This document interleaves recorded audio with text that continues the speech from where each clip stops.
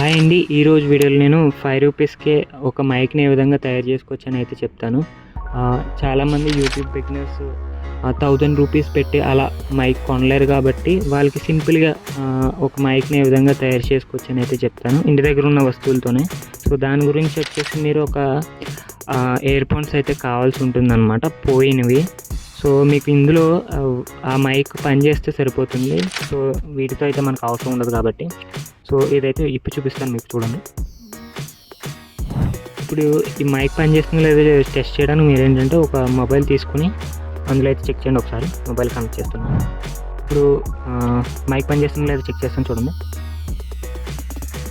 Hello hello, voice రావట్లేదు. మీరు ఇక్కడ చూసినట్లయితే మైక్ ఒక వైర్ అయితే తెగిపోయింది, ఒక వైర్ అయితే లేదు. సో ఇప్పుడు ఈ వైర్కి సాల్వింగ్ చేసి మళ్ళీ చెక్ చేస్తాను అనమాట. సో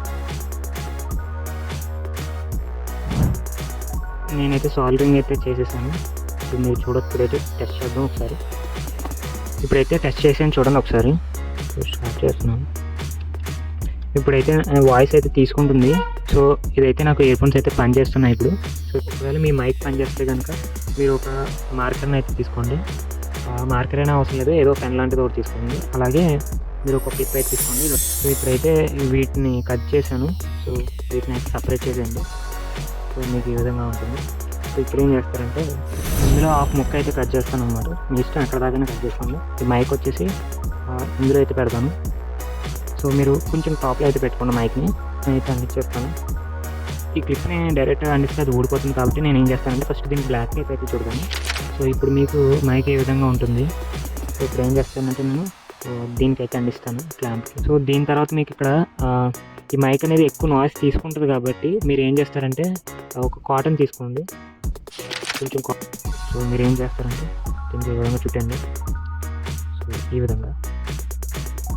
సో ఈ విధంగా చుట్టిన తర్వాత మీరు ఏం చేస్తారంటే ఏదైనా ఒక కాపర్ వైర్ తీసుకుని శుభ్రం చుట్టండి. ఫైనల్గా మైక్ అయితే రెడీ అయింది. అవుట్పుట్ ఏ విధంగా వచ్చిందో ఒకసారి చూడండి. చాలా ప్రొఫెషనల్గా అయితే వచ్చింది. ఒకసారి దీని అయితే టెస్ట్ చేసి చూద్దాం. ఇప్పుడు ఏదైతే మీరు వాయిస్ వింటున్నారో ఇది వచ్చేసి నా మొబైల్లో ఇంటర్నల్ మైక్ నుంచి అయితే వస్తుంది. ఈ మైక్ అయితే కనెక్ట్ చేసి మీకు అయితే చూపిస్తాను. ఇప్పుడు ఏదైతే వాయిస్ వింటున్నారో ఇది వచ్చేసి మనం తయారు చేసిన మైక్లోంచి అయితే వస్తుంది.